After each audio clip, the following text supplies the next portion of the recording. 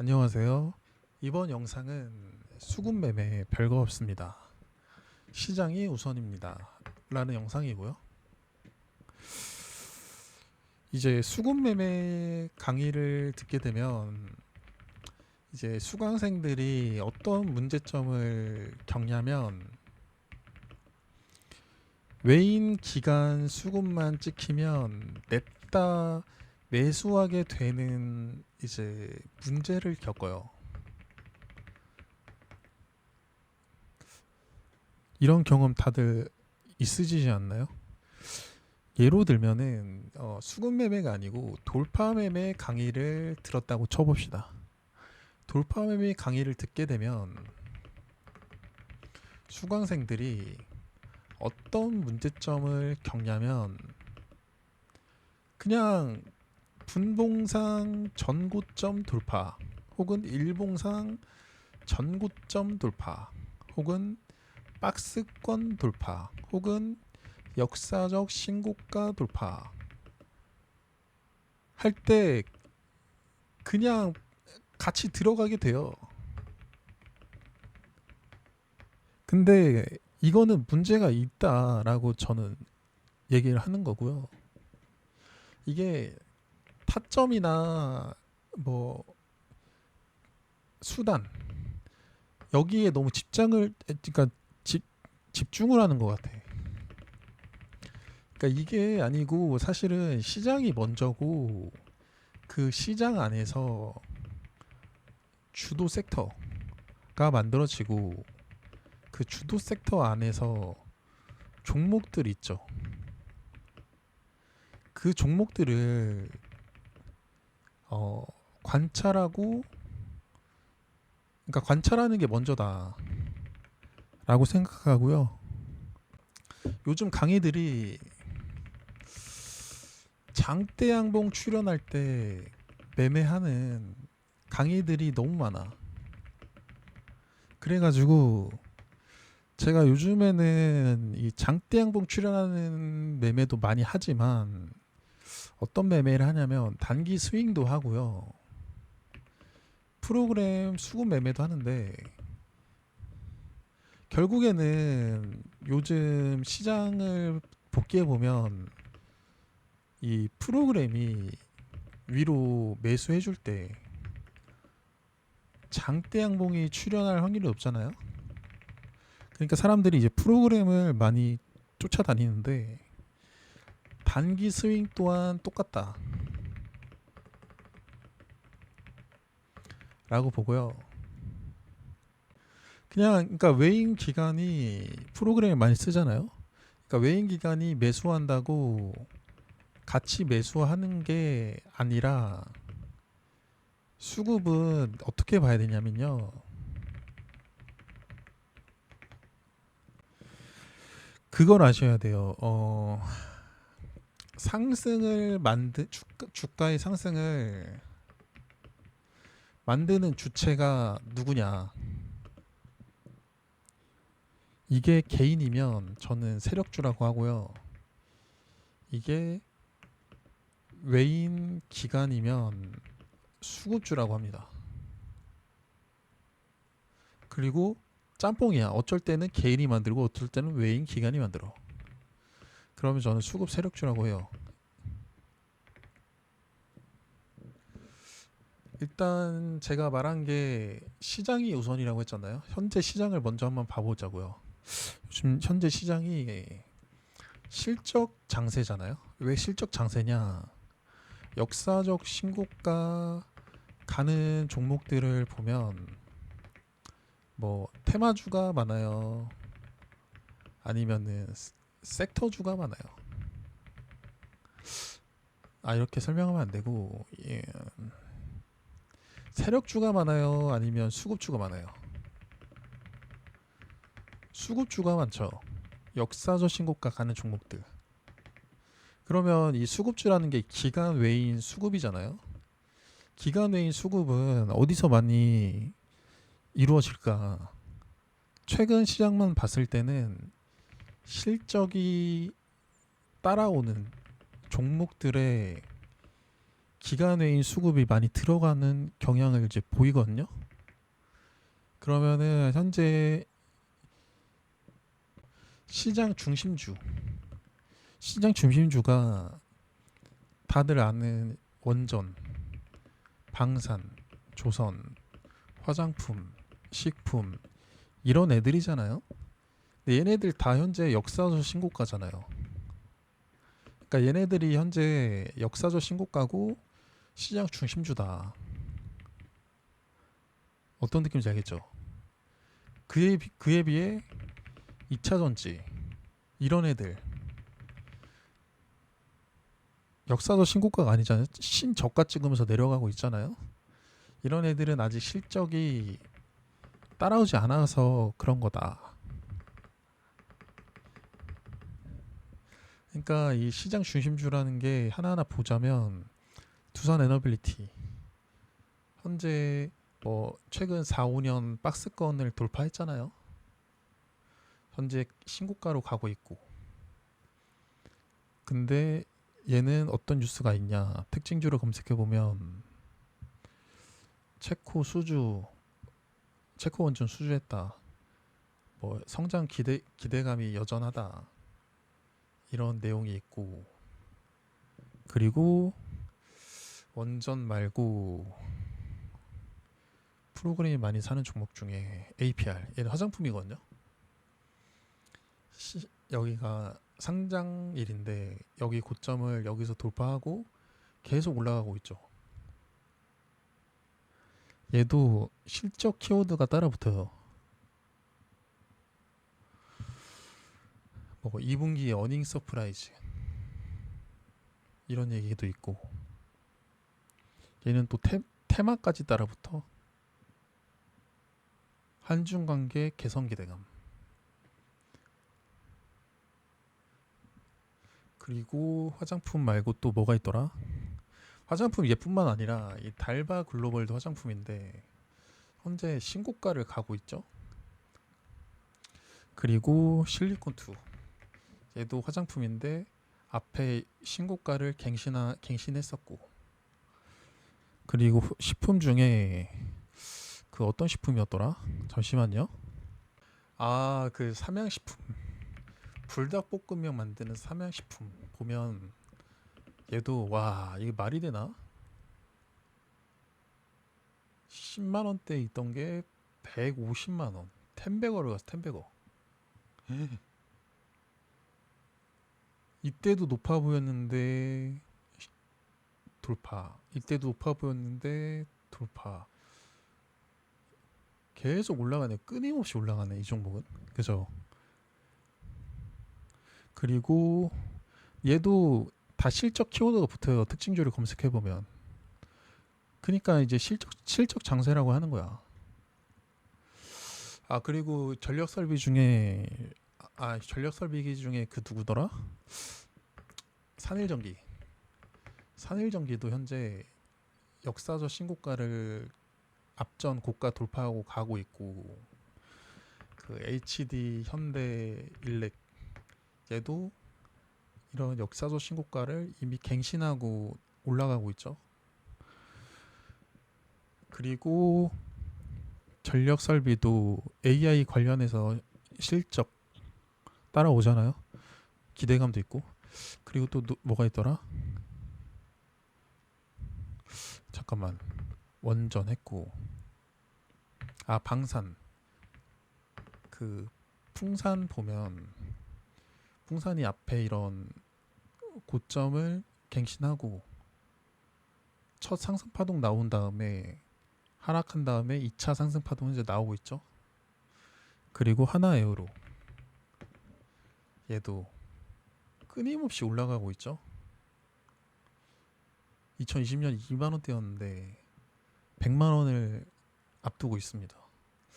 방산주 다 실적이 따라와요. 그리고 조선주 중에 삼성중업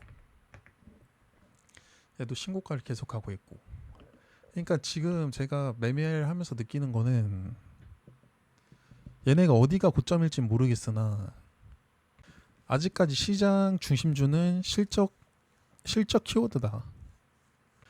그럼 이제 이런 애들 어떻게 매매하냐라고 봤을 때 굉장히 단순해요. 제가 보니까 실제로 제가 조선주를 현재 5천만 원 단기 스윙하고 있고 굉장히 단순해요. 그러니까 주가가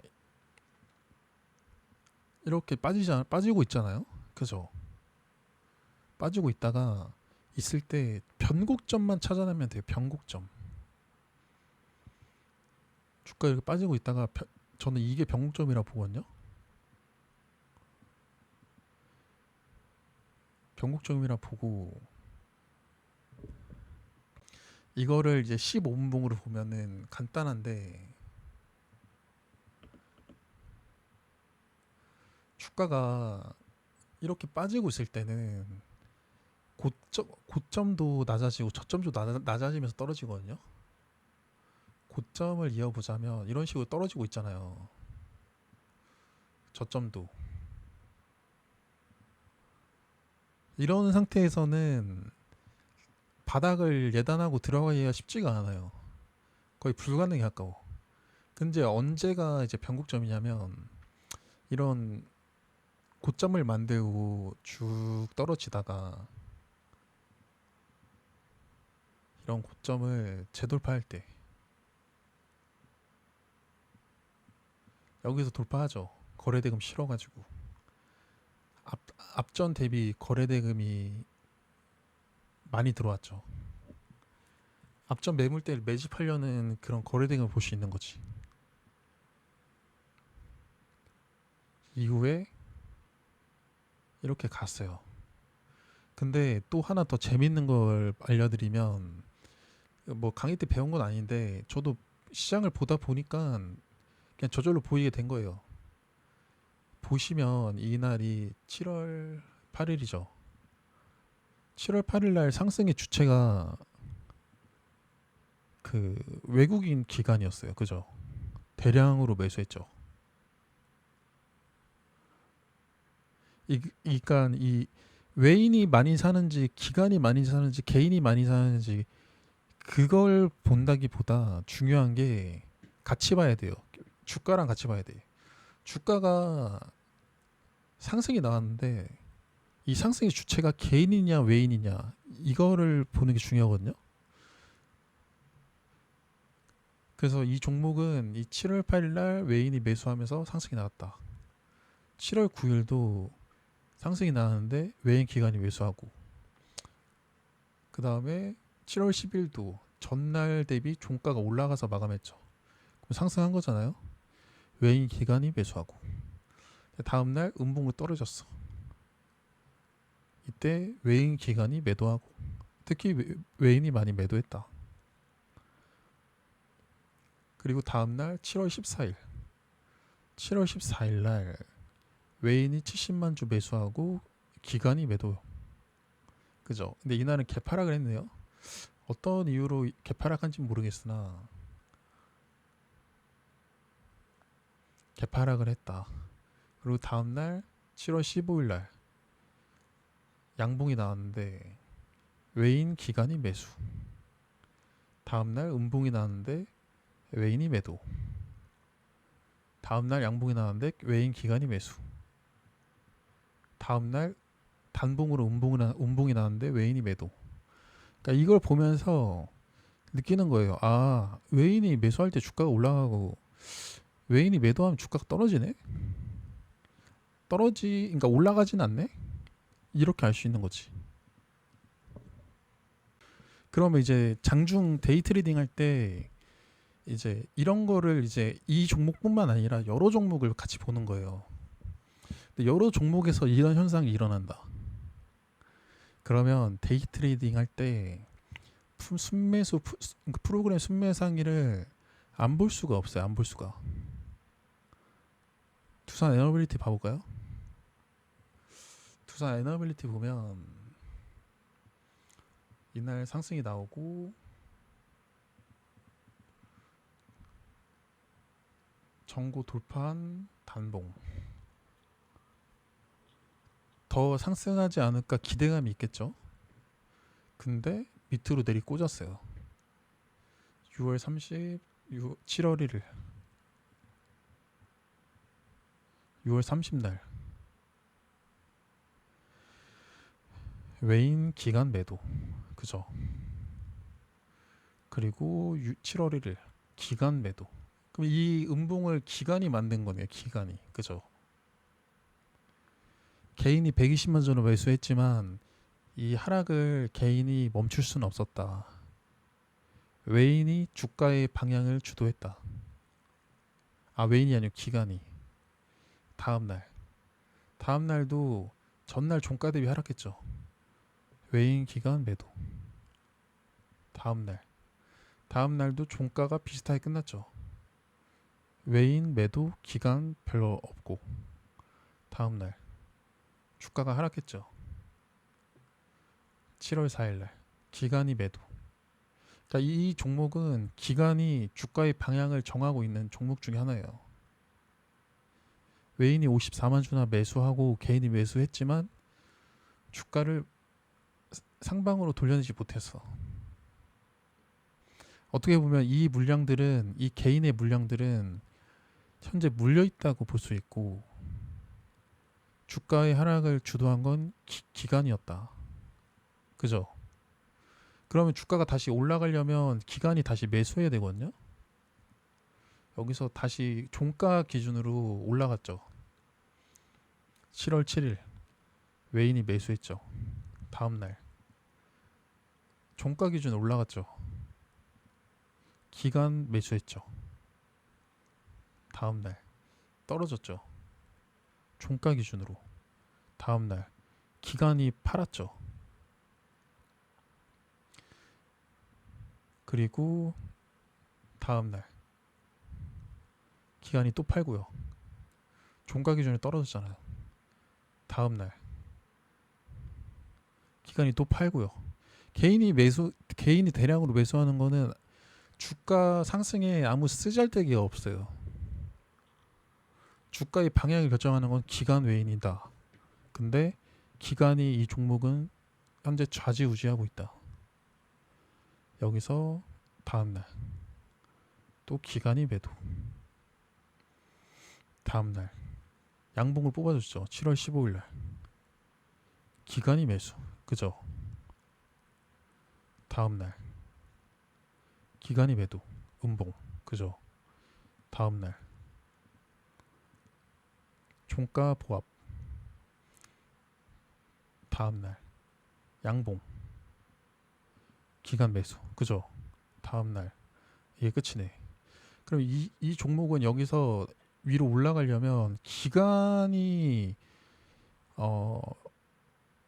주가의 방향을 결정한다고 볼 수가 있는 거예요. 그러면 이제 데이 트레이딩 할 때 이 잠정 이걸 보면서 이제 데이 트레이딩 하게 되는데, 이제 9시 23분, 9시 55분에 기간 수급 시킨다. 근데 프로그램이 원활하게 순매수를 하고 있다. 그러면 그날은 주가가 장대 양봉이 아니더라도 올라갈 가능성이 높은 거예요.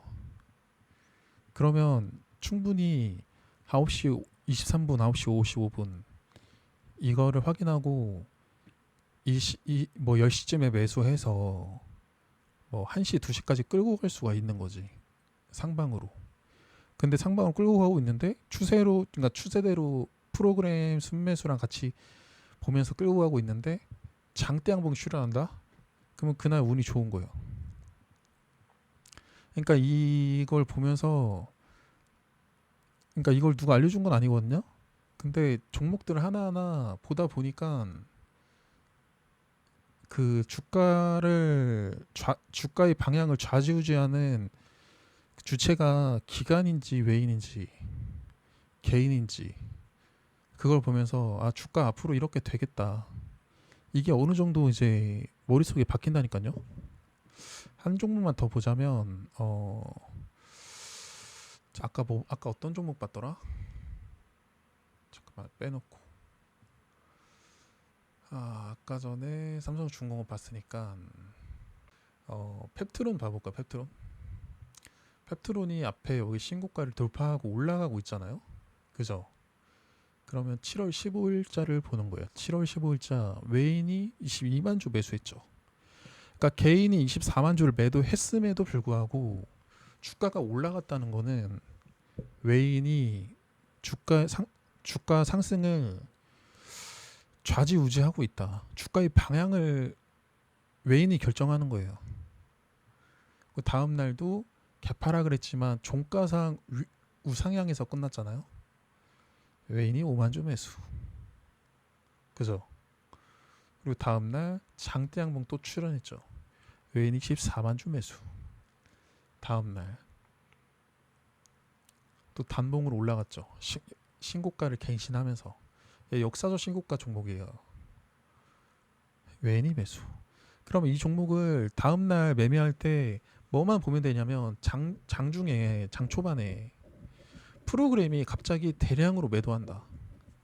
그러면 종가 저가까지 빌어버릴 수 있는 거예요. 장대 음봉으로. 그러니까 장중에 마이너스 1% 2%대 느낄 수 있는 거야.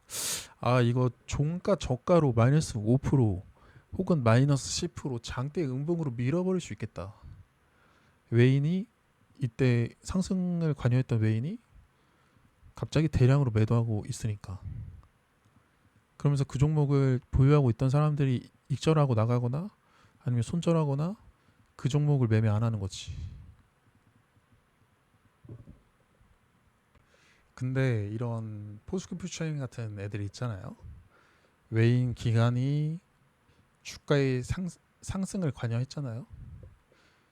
개인이 59만 주를 팔았음에도 외인 기관이 이 정도 매수해서 주가가 상승했다.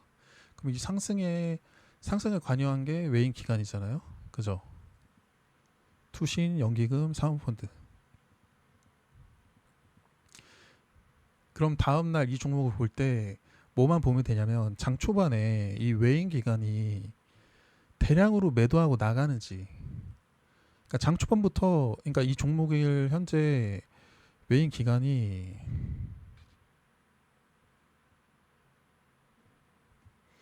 33만 주를 샀잖아요. 그죠? 그런데 장 초반에 외인 기관이 시작하자마자 5만 주, 10만 주를 밑으로 때리고 시작해. 마이너스. 그러면 그날은 주가가 빠질 확률이 높은 거예요. 그리고 외인 기관이 계속 팔 확률이 높아. 다시 사모으지 않는 이상. 그럼 그날은 종가 비팅했다면 짧게 손절하는 게 좋고 그 전에 들고 있었다면 차익 실현하고 나가는 게 좋고 고점에 물렸더라도 일단 매도하고 나가는 게 좋아. 어떤 느낌인지 알겠죠? 그리고 어제 목요일날 장대양봉 나왔던 유한양행 봐볼까요? 유한양행도 이날 장대양봉이 나왔는데 외인 기관이 40만 주씩 매수했죠. 그리고 개인이 89만 주나 매도했음에도 주가가 장대양봉이 나왔어요. 그죠? 이 장대양봉이 나올 때 프로그램이 51만 주를 매수했거든요. 근데 다음날 24만 주를 매도했죠. 근데 매도의 주체는 외국인이었다. 그러니까 음봉이 이렇게 나온 거예요. 그죠?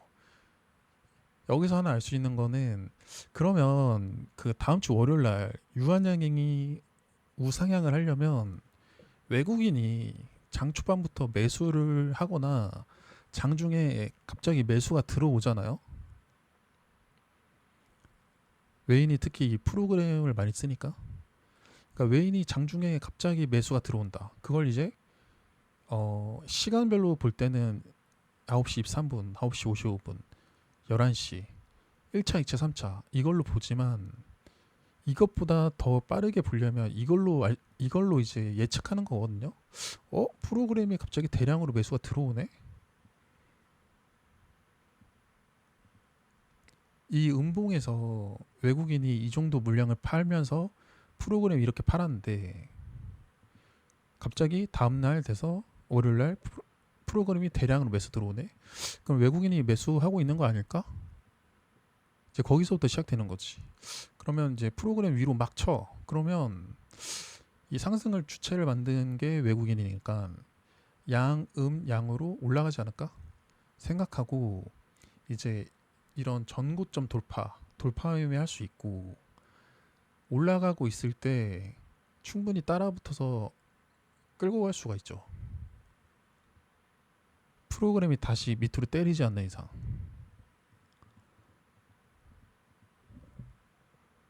그러니까 현재는 이 프로그램 매매가 시장에서 잘 먹혀요. 그래서 저도 장중에 그러니까 상승의 명분이 있는 종목에서 스킬핑으로 짧게 먹고 나오는 거 아닌 이상 이제 프로그램이 종목을 선정하거든요. 그러니까 프로그램이 오늘 얘가 주도주야 하고 알려줘요. 프로그램 순매일 상위에서 이 종목에서 딱 보면 포스코 퓨처에만 돋보이잖아요. 그죠? 그러니까 프로그램이 알려줘요. 오늘 얘야 하고 이제 그러면 그런 애들을 매매하는 거예요. 장중에 뭘 보면서 아까 말했던 이 프로그램 아까 말했듯이 이걸 보면서 장중에 물량이 늘어나는 걸 같이 보면서 매매하거나 아니면 장중 투자별 매매 추이를 보면서 매매를 하는 거죠. 포스코 퓨처엠 물량을 늘리잖아요. 외인 기간이 14,000, 73,000, 45,000, 12만, 11만 이렇게.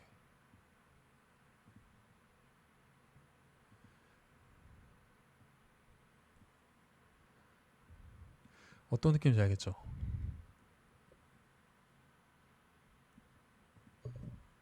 그래서 이 종목을 만약 여러분이 들고 있다. 그럼 다음날 봐야 될 거는 주가가 장 초반에 빠지기 시작한다. 혹은 프로그램이 대량으로 매도하기 시작한다. 그럼 프로그램이 다시 주워 담지 않는 이상 주가가 꾸준하게 빠질 수가 있어요. 옛날에 한번 경험했었는데 이 두산 로보틱스 이 종목에서 한번 경험했었거든요. 언제 경험했냐면 이때 지금도 기억난다. 7월 12일 날 이날 외인 기간이 대량 매수가 들어왔거든요. 7월 12일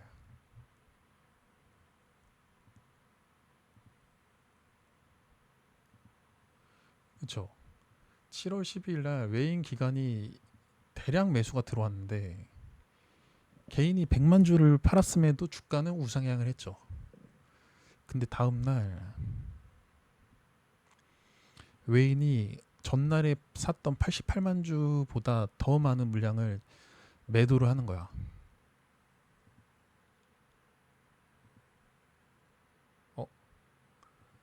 어디 있어? 여기 있다. 7월 15일.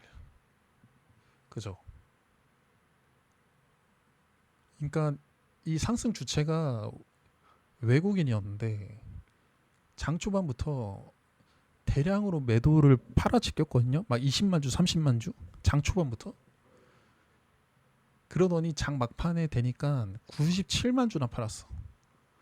그러니까 이 상승 주체가 다음 날에도 매수를 관여하지 않고 매도하기 시작한다. 그럼 이런 장대 음봉이 떨어질 수 있다. 이후에 쭉 떨어졌잖아요. 아마 여기서 미수 몰빵한 사람들 깡통 찼을 걸? 무조건 이 정도면 반대 매매 나갔네. 신용으로 아무리 여기서 신용으로 샀다고 해도 이 정도면 끝났네. 그죠? 그러니까 이 수급을 볼 때는 상승의 주체가 누구냐. 그 상승의 주체를 추적하는 게 중요하고요. 그 상승의 주체를 추적하다 보면 이 단기 스윙을 할 때 이 수급만 보고 단기 스윙하는 게 아니고 시장을 보고 현재 시장이 중심주가 뭐냐. 그 시장 중심주에서 상승의 주체가 외인이다. 그러면 그걸 보면서 차트의 일봉의 흐름까지 보면서 단기 스윙을 하는 거고 이제 장중 장대 양봉 나오는 데이 트레이딩을 할 때는 아까 설명한 것처럼 그렇게 하시면 됩니다. 깔끔하죠? 영상이 도움이 되셨다면 좋아요 부탁드리고요.